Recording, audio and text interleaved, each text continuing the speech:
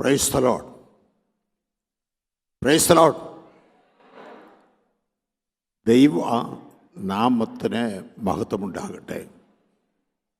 ദൈവത്തിൻ്റെ മഹാകൃപയാൽ ഇന്ന് പകൽക്കാലം നമുക്ക് ഒരുമിച്ചിവിടെ കൂടി വരാൻ ദൈവം ഇടയാക്കി. ദൈവത്തിൻ്റെ പദ്ധതിയിൽപ്പെട്ടൊരു ദിവസമാണ്, ദൈവത്തിൻ്റെ പദ്ധതിയിൽപ്പെട്ടൊരു സമയമാണ്. ദൈവത്തിൻ്റെ പദ്ധതിയിൽപ്പെട്ടവർ മാത്രം ഇവിടെ വന്നിരിക്കുകയാണ്. ദൈവം നിങ്ങളെ തിരഞ്ഞെടുത്ത് കൊണ്ടുവന്നിരിക്കുകയാണ്. ദൈവത്തിൻ്റെ തിരഞ്ഞെടുപ്പ് നിൻ്റെ പേരുണ്ട്.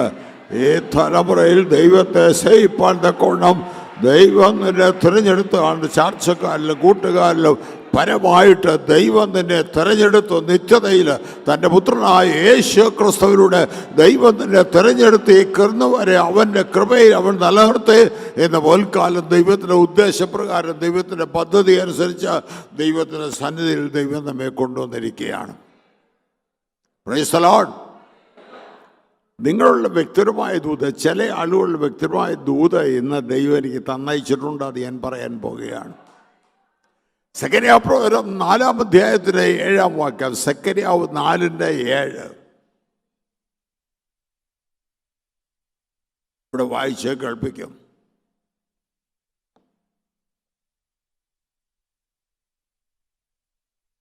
സെരുബ്ബാബേലിന്റെ മുമ്പിലുള്ള മഹാപർവ്വതമേ, നീ ആർ,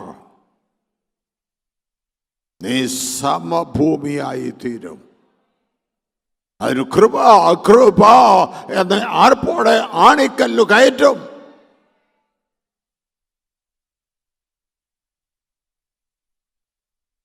ദൈവത്തിൻ്റെ അഭിഷക്തനായ സെക്കരിയ പ്രവാചകൻ പ്രവചിക്കുകയാണ്.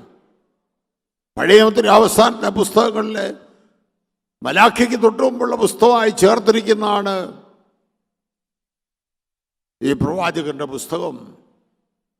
ഇത് പ്രത്യേകമായ ചരിത്രപരമായ പ്രാധാന്യമുണ്ട്. ഇസ്രായേൽ ജനം ആദ്യം അശൂറുകാരെ വന്ന് പിടിച്ചുകൊണ്ടുപോയി. ബാക്കിയുണ്ടായിരുന്ന യഹൂദന്മാരെ ബാബേൽ രാജാവ് വന്ന് പിടിച്ചുകൊണ്ടുപോയി. എന്നാൽ ദൈവത്തിൻ്റെ ദൂത് അവർക്കുണ്ടായിരുന്നു. യിരെമ്യാവിലൂടെ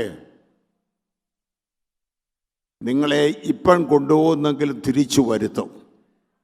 ഒരു താൽക്കാലികമായ പ്രശ്നത്തിലൂടെ യഹൂദ രാഷ്ട്രം കടന്നുപോയാലും ദൈവത്തിന് നിത്യമായ പദ്ധതിക്ക് മാറ്റമില്ല. ചരിത്രത്തെ മാറ്റിയെഴുതാനുള്ള ദൈവത്തിൻ്റെ കരം കൊണ്ട് ദൈവം മാറ്റിയെഴുതും.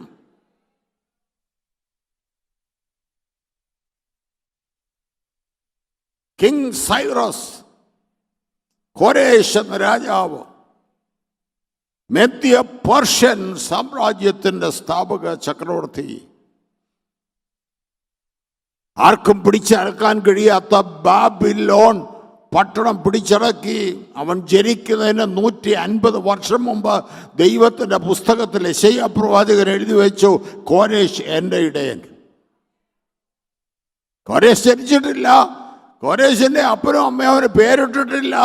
കോരേശ് അന്യജാതിക്കാരനാണ്. ഇസ്രായേൽ പൗരതയോട് ബന്ധമില്ലാത്തവനാണ്. യഹൂദനല്ല. യഹൂദ നിയമങ്ങളെക്കുറിച്ച് അറിവുള്ളവരല്ല. അവൻ പുറജാതിക്കാരനാണ്. പക്ഷേ ദൈവത്തിൻ്റെ പദ്ധതി അവനെക്കുറിച്ചുണ്ടായിരുന്നു. അതുകൊണ്ട് ദൈവത്തിൻ്റെ പുസ്തകത്തിൽ യെശയ്യാവ് എഴുതി വെച്ചു, കോരേശ് എൻ്റെ ഇടയൻ, അവൻ എൻ്റെ ഹിതമൊക്കെ നിവർത്തിക്കും. നിങ്ങളെക്കുറിച്ച് ദൈവത്തിനൊരു പദ്ധതിയുണ്ട്. ദൈവത്തിൻ്റെ പുസ്തകത്തിൽ അത് എഴുതി വെച്ചിട്ടുണ്ട്. എന്നാൽ എഴുതി വെച്ച് നിങ്ങൾ ജനിക്കുന്നതിന് മുമ്പ് നിങ്ങളുടെ അപ്പനും അമ്മയും നിങ്ങൾക്ക് പേരിടുന്നതിന് മുമ്പ് തന്നെ ദൈവം നിങ്ങളെക്കുറിച്ചുള്ള പദ്ധതി എൻ്റെ പുസ്തകത്തിൽ എഴുതി വെച്ചിരിക്കുകയാണ്. അതിന് മാറ്റം വരികയില്ല. അത് ദുഷ്ടപിശാച് അതിനെ തട്ടി മാറ്റാനായി പല തന്ത്രങ്ങൾ ചെയ്താൽ ഒരു കാര്യം എന്ന് ഞാൻ ഉറപ്പ് തരാം, ദൈവത്തിൻ്റെ ഉദ്ദേശം ദൈവം നിവർത്തിക്കും. ചെറിയ രീതിയിൽ നിന്നെ അങ്ങോട്ടും ഇങ്ങോട്ടും വ്യതിചലിപ്പിക്കുവാൻ ദുഷ്ടശത്രുവിന് കഴിഞ്ഞാലും ഒരു കാര്യം ഉറപ്പാണ്, ദൈവത്തിന് നിത്യമായ പദ്ധതി നിറവേറും. നിനക്കുള്ള ദൈവത്തിൻ്റെ പദ്ധതി നിറവേറും. ഈ ചരിത്ര സംഭവത്തിൽ ഈ സമയത്ത് യഹൂദന്മാരെല്ലാം ബാബിലോണിലാണ്. 70 വർഷമായിട്ട് ലോകത്തെ ഭരിക്കുന്ന സാമ്രാജ്യമാണ് അന്ന് ബാബിലോൺ ഏറ്റവും ശക്തമായ സാമ്രാജ്യം. പക്ഷേ മദ്യപാനികളായി തീർന്നു. അവരുടെ ഭരണാധികാരികൾ ദുർമാർഗികളായി തീർന്നു. ദൈവത്തിൻ്റെ ജനത്തിൻ്റെ കയ്യിൽ നിന്ന് ദൈവാലയത്തിൽ നിന്ന് മോഷ്ടിച്ചുകൊണ്ടുവന്ന പാത്രങ്ങൾ മദ്യം കുടിക്കാനായിട്ട് അവർ ഉപയോഗിച്ചു.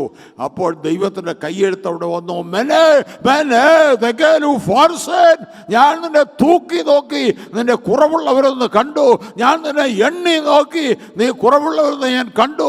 അതുകൊണ്ട് നീ എന്ന് ഛേദിക്കപ്പെടും. നിന്റെ രാജ്യം പാർസികൾക്ക്, മേദ്യർക്ക് നൽകിക്കൊടുക്കും. അന്ന് രാത്രിയാണ് കോരേശ് പട്ടാളവുമായിട്ട് വരുന്നത്. കോരേശ് വന്നപ്പോൾ അവരുടെ വാതിലെല്ലാം തുറന്നു കിടക്കുക. കോട്ടവാതിൽ, ലോകത്തിലെ അന്നത്തെ ഏറ്റവും ശക്തമായ കോട്ടയാണ് ബാബിലോൺ കോട്ട. 15 മൈൽ നീളം, 15 മൈൽ വീതി ഉള്ള ഒരു സമചതുരമായ കോട്ട. അവിടെ യൂഫ്രട്ടീസ് നദിയുടെ അക്കരയും ഇക്കരയുമായിട്ട് പണിതിരിക്കുന്ന ഒരു കോട്ട. നദിയിൽ കൂടെ കടക്കാനൊക്കെയില്ല. ചുറ്റും അതിനുള്ളതായ മതിൽക്കെട്ടുകളുണ്ട്, ജെട്ടികളുണ്ട്. ജെട്ടികൾ കൂടെ മാത്രമേ കടക്കാൻ കഴിയത്തുള്ളൂ. ജെട്ടുകൾ സന്ധ്യയാകുമ്പോൾ അടച്ചു കഴിയും, കാവൽ വെച്ച് കഴിയും. ആ കോട്ടയിൽ ആർക്കും ചാടിക്കയറാൻ കഴിയത്തില്ല. അത്രയ്ക്ക് പൊക്കമുള്ള കോട്ടയാണ്. കോട്ടയിൽ കയറാനായിട്ട് ഈ നദി വറ്റിച്ച് കയറി വരണം. അതിൻ്റെ സാധ്യമല്ല. അങ്ങനെയുള്ള സ്ഥലത്ത് അന്ന് രാത്രി മദ്യപിച്ച് ഇവരെല്ലാം ലക്ക് കെട്ട് കതകടയ്ക്കാതെ എല്ലാവരും അവിശ്വസ്തരായി. യെശയ്യാവ് അതിനെക്കുറിച്ച് എഴുതി, നിനക്ക് വേണ്ടി താമ്ര കതകുകളെ ഞാൻ തുറന്നിടും, നിനക്ക് വേണ്ടി ഇരുമ്പോടാമ്പുകളെ ഞാൻ തകർക്കും.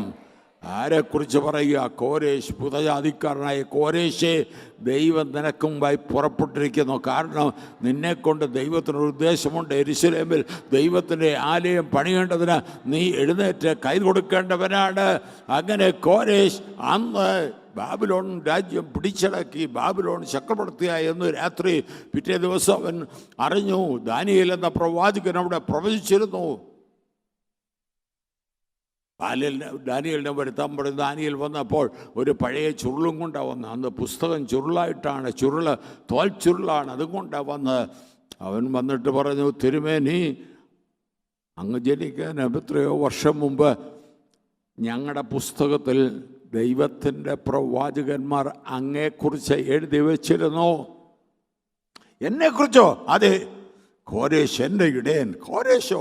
അവരെങ്ങനെ പേരറിഞ്ഞു? അത് നിൻ്റെ അമ്മയുടെ ഉദരത്തിൽ ഉരുവാകുന്നതിന് മുമ്പ് നിന്നെ തിരഞ്ഞെടുത്ത ദൈവം തൻ്റെ ദാസന്മാർക്ക് കൊടുത്ത വെളിപ്പാടാണ്. കോരേശ് എൻ്റെ ഇടയൻ, അവന് വേണ്ടി വാതിലുകൾ തുറന്നിരിക്കും, അവന് വേണ്ടി ഇരുമ്പോടാമ്പുകൾ തകർന്നിരിക്കും, അവന് വേണ്ടി നദികളെ വറ്റിച്ചിരിക്കും. ഞാൻ അവന് മുമ്പായി പുറപ്പെടുന്നു. കോരേശിന് നിയോഗം കൊടുത്തു. ഈ ദൈവത്തിൻ്റെ ജനമായിട്ട് ആരെങ്കിലും ഉണ്ടെങ്കിൽ അവർ യെരൂശലേമിലോട്ട് പോയി ദൈവത്തിൻ്റെ ആലയം പണിയട്ടെ. പ്രജാതിക്കാരനായ കോരേശന്റെ കൽപ്പനയാ, ആരെങ്കിലും ദൈവത്തിൻ്റെ ജനമായിട്ടുണ്ട് എങ്കിൽ അവർ യെരൂശലേമിലേക്ക് ചെന്ന് ദൈവത്തിൻ്റെ ആലയം പണിയട്ടെ. ഏകദേശം 800 കിലോമീറ്റർ അകലെയാ. നടന്നു പോകണം, അല്ലെ ഓട്ടോ പുറത്ത് പോകണം. അവിടെ പോയി പണിയാൻ ദൈവം ഉണർത്തിയ ഏവനും ഇത്രയും വലിയ പ്രയാസം പ്രതികൂലം ഉണ്ടെങ്കിൽ ദൈവം ഉണർത്തിയ ചില മനസ്സുകളുണ്ടായിരുന്നു. ഈ കാലത്ത് ദൈവം ഉണർത്തിയ ചില ആളുകളുണ്ട്. ഈ കാലത്ത് ദൈവം തന്നെ ഉണർത്തിയിരിക്കുക. ഏറ്റവും വലിയ പ്രതികൂലങ്ങളുടെ നടുവിൽ ആരെല്ലാം പുറകോട്ട് കാലുവെച്ച് പോയാലും ദൈവം നിന്നെ ഉണർത്തിയിരിക്കുക. ദൈവത്തിൻ്റെ ആത്മാവ് നിന്നെ പിടിച്ചിരിക്കുക. ദൈവത്തിൻ്റെ ആത്മാവ് എന്ന് പകൽ നിന്നോട് പറയുന്നു, നിന്നെക്കുറിച്ച് എനിക്കൊരു പദ്ധതിയുണ്ട്.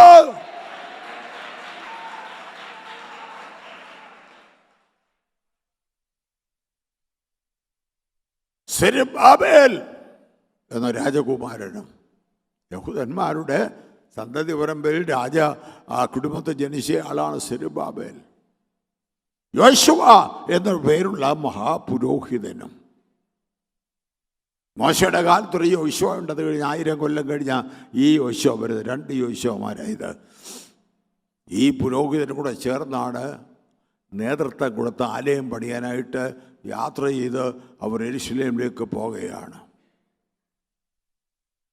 ദൈവത്തിൻ്റെ പണിക്ക് എക്കാലത്തും എതിരാളികളുണ്ട്.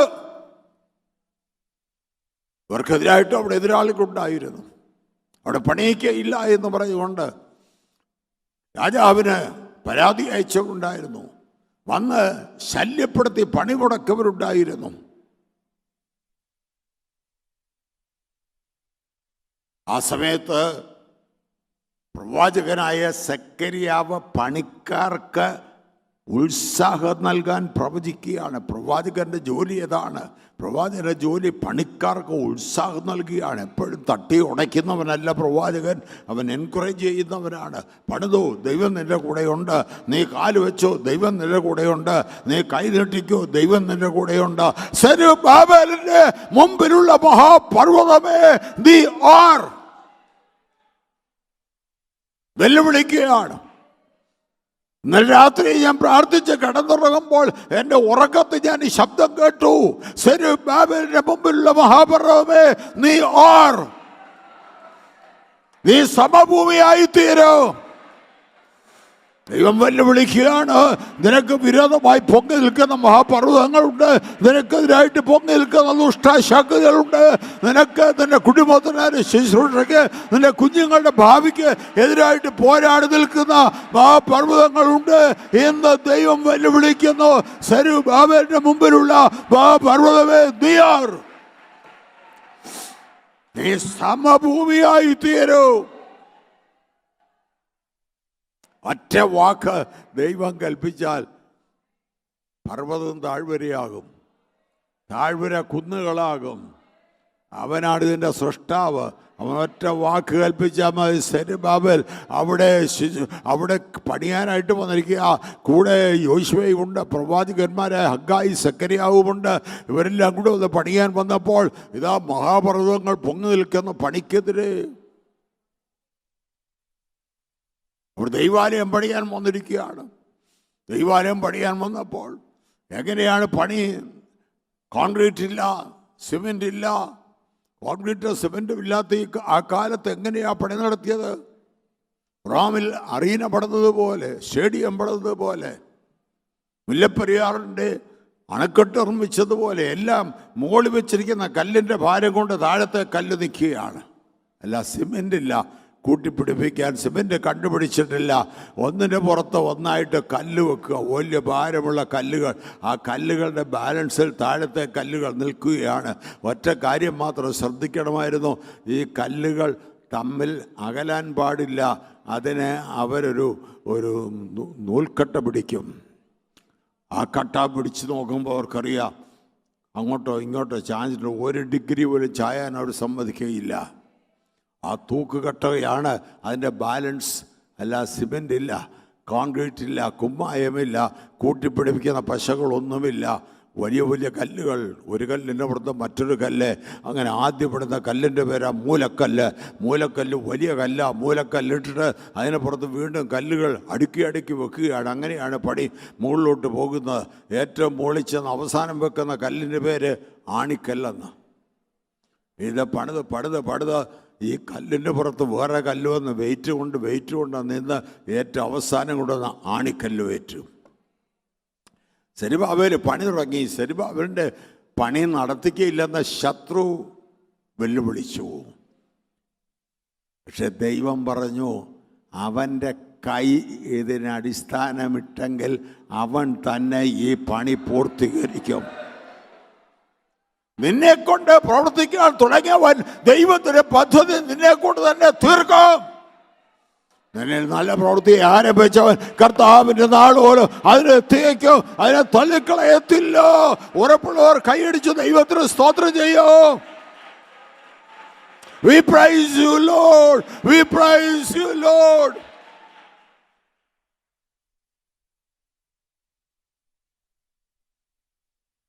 അതിന് നടുവിൽ പണിക്കെതിരെ ശത്രു എഴുന്നേറ്റപ്പോൾ, അധികാരികൾ എഴുന്നേറ്റപ്പോൾ, പ്രഭുക്കന്മാർ എഴുന്നേറ്റപ്പോൾ, നാട്ടുകാർ എഴുന്നേറ്റപ്പോൾ അവിടെ ദൈവത്തിൻ്റെ ആത്മാവ് പറയുകയാണ്, സെരുബ്ബാബേലിൻ്റെ മുമ്പിലുള്ള മഹാപർവ്വതമേ, നീ ആർ നീ സമഭൂമിയായി തിരിയുന്ന നിന്റെ ജീവിതത്തിന് മുമ്പിലുള്ള മഹാപർവ്വത്തെ നോക്കിക്കൊണ്ട് നിനക്ക് പറയാൻ കഴിയും, നീ ആര്? എൻ്റെ കുഞ്ഞുങ്ങളുടെ ഭാവിക്ക് മുമ്പിലുള്ള മഹാപർവ്വതമേ നീ ആര്? എൻ്റെ ശുശ്രൂഷയുടെ മുമ്പിലുള്ള മഹാപർവ്വതമേ നീ ആര്? എൻ്റെ ബിസിനസ്സിന് മുമ്പിലുള്ള മഹാപർവ്വതമേ നീ ആര്? എൻ്റെ കുടുംബ ജീവിതത്തിന് മുമ്പിലുള്ള മഹാപർവ്വതമേ നീ ആര്? പോരാടി നിൽക്കുന്ന ദുഷ്ടശക്തികൾ പോരാടി നിന്നെ തകർക്കുമെന്ന് വെല്ലുവിളിക്കുമ്പോൾ ഇല്ല ഇല്ല, ദൈവത്തിൻ്റെ ആത്മാവ് ചോദിക്കുന്നു, നീ ആർ? നീ സമഭൂമിയായി തീരും. സെരുബ്ബാബേൽ കാലെടുത്ത് മേളോട്ട് വെച്ച് കഴിയുമ്പോൾ ആ പർവ്വതമുണ്ടല്ലോ താഴോട്ട് താഴും. ഇന്ന് വലുതായിട്ട് തോന്നിക്കുന്ന ആ എതിർപ്പ് ഉണ്ടല്ലോ, ഇന്നും വലുതായിട്ട് തോന്നിക്കുന്ന ശത്രുതയുണ്ടല്ലോ, ഇന്നും വലുതായിട്ട് തോന്നിക്കുന്ന കോടതി കേസുകളുണ്ടല്ലോ, ഒറ്റ ചവിട്ടിന് അതിനെ നീ ചവിട്ടി മെതിക്കാൻ പോകുകയാണ്. നിന്റെ കാലിൻ്റെ കീഴിൽ അതിനെ മെതിക്കുവാൻ പോകുകയാണ്.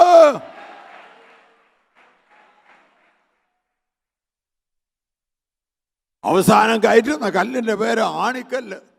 ആണിയടിച്ച് വെക്കുക, അതോടെ തീർന്നു, പണി തീരും.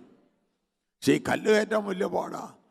കല്ല് ഇന്നത്തെ പോലെ കല്ല് പൊക്കിയെടുക്കാനുള്ള ക്രെയിൻ സൗകര്യങ്ങളൊന്നുമില്ല, മെക്കാനിക്കലായ ഒരു സംവിധാനങ്ങളുമില്ല. മനുഷ്യൻ്റെ ശക്തി കൊണ്ടാണ്. മനുഷ്യർ അടിമകൾ ഇതിനെ ഉരുട്ടിക്കൊണ്ട് ഉരുളങ്കല്ലുകളല്ല വലിച്ചുകൊണ്ട് പോകണം, കെട്ടിവലിച്ചുകൊണ്ട് പോകണം. എങ്ങനെ കെട്ടിവലിച്ചുകൊണ്ട് പോകും? എത്ര അടി പൊക്കവാ പണിയേണ്ടത്? എങ്ങനെ കൊണ്ടുപോകും? അപ്രോച്ച് റോഡുകൾ ഉണ്ടാക്കുകയാണ്. അപ്രോച്ച് റോഡ് ഉണ്ടാക്കിയിട്ടിരിക്കുക. താഴെ നിന്ന് റോഡിന് ഇങ്ങനെ പൊക്കം കൂട്ടിക്കൂട്ടി വരും. അങ്ങനെ എത്രയും നീളത്തിൽ റോഡ് നീളമോ അത്രയും നീളത്തിൽ ചരിഞ്ഞ് കിടക്കുക. ആ ചരിവിൽ കൂടെയാണ് ഇതിനെ കയറ്റിക്കൊണ്ടുവരുന്നത്. വലിയ കല്ലുകൾ, എത്രയോ അടിമകൾ, എത്രയോ ദാസന്മാർ, എത്രയോ ആളുകളെ കെട്ടി വലിക്കുകയാണ്. വലിച്ചുകൊണ്ട് വരുമ്പോൾ എന്തൊരു ഭാരമാണ് ഈ കല്ല് മേളിൽ കൊണ്ടുപോകാനായിട്ട്, അത്രയും പൊക്കത്തിൽ കൊണ്ടുപോകാനായിട്ട് എന്ത് ഭാരമാണ്. അതുകൊണ്ട് കല്ല് കെട്ടി വലിക്കുമ്പോൾ അതിൻ്റെ ഭാരമറിയാതിരിക്കാൻ, അതിൻ്റെ ദൂരമറിയാതിരിക്കാൻ ഒരു പറയുന്ന ഒരു ഏലായുണ്ട്. നമ്മുടെ നാട്ടിൽ ഏലായ എന്ന് പറയും. അതിനൊരു ശബ്ദ ക്രമീകരണമുണ്ട്. അവർ പറഞ്ഞിരുന്നത് എന്താണെന്നറിയാമോ? കൃപ. കല്ല് കെട്ടി വലിക്കുകയാണ്. അത്രയും ദൂരം പൊക്കത്തിലുള്ള സ്ഥലത്തേക്ക് അണിക്കല്ല് കയറ്റിക്കൊണ്ടു പോകണം. എങ്ങനെ കൊണ്ടുപോകാൻ പറ്റുമോ? കൃപ എന്ന ആർപ്പോടുകൂടെ ആണിക്കല്ല് കയറ്റും. അവർ ആർപ്പിടുകയാണ്. പഴയ നിയമത്തിലായിട്ട് പോലും അവർക്ക് കൃപയാണ് ശരണപ്പെടാനുള്ളത്. പുതിയ വിശ്വാസി എന്ന് ജീവിക്കുന്ന ദൈവത്തിലെ നീ പ്രസംഗം കേൾക്കുന്ന പ്രിയ സഹോദര സഹോദരി, നിന്നോട് ഞാൻ പറയട്ടെ, കൃപ എന്ന് ആർപ്പോടുകൂടെ ആണിക്കല്ല് കയറ്റും. നീ കൈകൊണ്ട് തുടങ്ങിയ കാര്യങ്ങളെ നിന്റെ കൈകൊണ്ട് തന്നെ ദൈവം തീർക്കും. ഏറ്റവും വലിയ കല്ല്, ഏറ്റവും ഭാരം കൂടിയ കല്ല് ആ മോളിൽ എത്തിക്കും. എങ്ങനെയാ? കൃപ എന്ന ആർപ്പോടുകൂടെ. എല്ലാവരും കൂടെ ചേർന്ന് പറഞ്ഞ് കൃപ.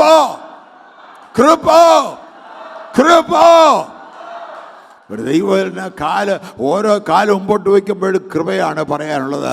സ്വർഗത്തിൽ ചെന്ന് കയറുമ്പോൾ ആദ്യം പറയാനുള്ള വാക്ക് കൃപയാൽ ഞാനിവിടെ എത്തിയെന്നാണ്. ദൈവത്തിൻ്റെ കൃപയാണ് നിന്നെ ഓരോ ദിവസവും നടത്തുന്നത്. എന്ന പകൽ ഇവിടെ കൊണ്ടുവന്ന ദൈവത്തിൻ്റെ കൃപയാണ്. എന്ന് ശ്വാസം നീ ശ്വസിക്കുന്ന ദൈവത്തിൻ്റെ കൃപയാണ്. എന്നതിൻ്റെ ഹാർട്ട് അടിച്ചുകൊണ്ടിരിക്കുന്ന ദൈവത്തിൻ്റെ കൃപയാൽ നീ അതിന് ആണിക്കല്ല് കയറ്റ്. ദുഷ്ടപിശാച് നിനക്ക് ആയിട്ട് എഴുന്നേൽക്കട്ടെ, എതിരാളികൾ എഴുന്നേൽക്കട്ടെ. സെരുബ്ബാബേൽ എന്ത് ചെയ്യാൻ പോകുക? ഇവൻ എന്ത് ചെയ്യാൻ പറ്റും എന്ന് ചോദിച്ചോളട്ടെ. അതിന് തൊട്ടുമോളി പറഞ്ഞു, സൈന്യത്താലല്ല, ശക്തിയാലല്ല, ദൈവത്തിൻ്റെ ആത്മാവിനാൽ അത്രേ.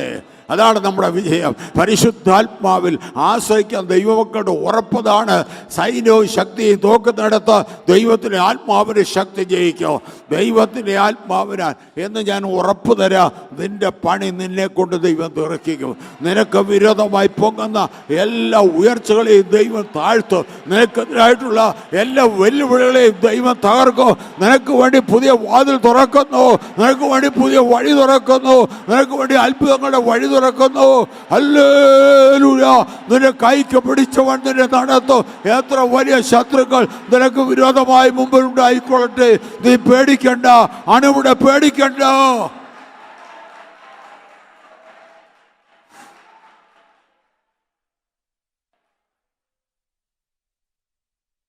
കോരേശനെ ഉണർത്തിയവൻ, കോരേശിന് വേണ്ടി യൂഫ്രട്ടീസ് നദിയെ വറ്റിച്ചവൻ, കോരേശിന് വേണ്ടി ബാബിലോൺ കോട്ടയെ തകർത്തവൻ, അതിൻ്റെ ഇരുമ്പൊടാമ്പൽ തകർത്തു, അതിന് താമ്രകഥകളെ തകർത്തവൻ.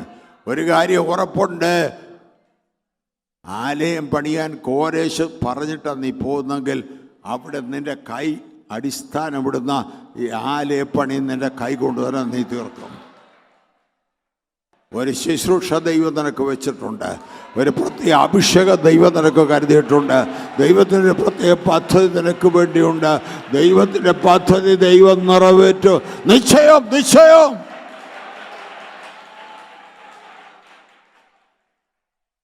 നിനക്ക് വിരോധമായി പോകുന്ന എല്ലാ ശക്തികളെയും യേശുവിൻ്റെ നാമത്തിൽ ശാസിക്കുകയാണ്. നിന്റെ പണിക്ക് വിരോധമായി വെല്ലുവിളികൾ നടത്തുന്നവരുണ്ട്, നിന്റെ കുടുംബത്തിന് വിരോധമായി വെല്ലുവിളികൾ നടത്തുന്നവരുണ്ട്, നിന്റെ ശുശ്രൂഷയ്ക്ക് വിരോധമായി വെല്ലുവിളികൾ നടത്തുന്ന പൂർത്തീകരിക്കില്ല, അവനെ കൊണ്ട് ചെയ്യിക്കയില്ല എന്ന് പറയുന്ന ദുഷ്ട ശക്തികളെ എൻ്റെ ദൈവമാണ് ഉയരത്തിലുള്ളത്. അവനത് ചെയ്യിക്കും, അവൻ തുടങ്ങിയത് അവൻ സാധിപ്പിക്കും. Praise the lord, praise the lord. കർത്താവ് നിന്നോട് സംസാരിക്കുകയാണ്. ദൈവത്തിൻ്റെ ശബ്ദമാണിത്. നീ ധൈര്യത്തോടെ കാല് വെച്ചു. അവൻ്റെ സാന്നിധ്യം നിൻ്റെ കൂടെയുണ്ട്, അവൻ്റെ കരം നിൻ്റെ കൂടെയുണ്ട്, അവൻ നിൻ്റെ കൈക്ക് പിടിച്ചിട്ടുണ്ട്. ഒരു ദുഷ്ടശക്തിക്കും അതിനെതിരെ നിൽക്കാൻ കഴിയത്തില്ല. യേശുവിൻ്റെ നാമത്തിൽ ജയം, യേശുവിൻ്റെ നാമത്തിൽ വിടുതൽ, യേശുവിൻ്റെ നാമത്തിൽ അത്ഭുതം. സ്വർഗസ്ഥനായ പിതാവേ, അവിടുത്തെ സന്നിധിക്കുന്ന അവിടുത്തെ ജനത്തോട് മനസ്സിലിടവരെ അനുഗ്രഹിക്കണമേ. അവരെ കൊണ്ട് ഉദ്ദേശിച്ചിരിക്കുന്ന ഉദ്ദേശങ്ങളെല്ലാം അവിടുന്ന് നിറവേറ്റണേ കർത്താവേ. അവരെക്കുറിച്ചുള്ള എല്ലാ പദ്ധതി നിറവേറ്റ ദുഷ്ടാപിശാച് വഴിയിൽ അവരോട് പോരാടി വഴിയിൽ അവരെ തള്ളിക്കളയുവാൻ നോക്കുമ്പോൾ നീ തന്നെ വഴിയായി, നീ തന്നെ രക്ഷകനായി, നീ തന്നെ കൈപിടിച്ച് നടത്തുന്ന ദൈവമായതുകൊണ്ട് ഞങ്ങൾ സ്തോത്രം ചെയ്യുന്നു. ഞങ്ങളെക്കൊണ്ട് പണിയാൻ ആരംഭിച്ച കാര്യങ്ങൾ അത് പൂർത്തീകരിക്കാൻ ഞങ്ങളെ സഹായിക്കണം. യേശു ക്രിസ്തുവിൻ്റെ നാമത്തിൽ തന്നെ ആമേൻ. ദൈവത്തെ കാത്തിരിക്കുന്ന ഒരുത്തനും ലജ്ജിച്ച് പോകയില്ല. പ്രത്യേകിച്ച് ഉപവാസത്തോടെ ദൈവത്തെ കാത്തിരിക്കുന്ന ഒരുത്തനും ലജ്ജിച്ച് പോകയില്ല. ദൈവം നമ്മളെ സഹായിക്കട്ടെ. God bless you.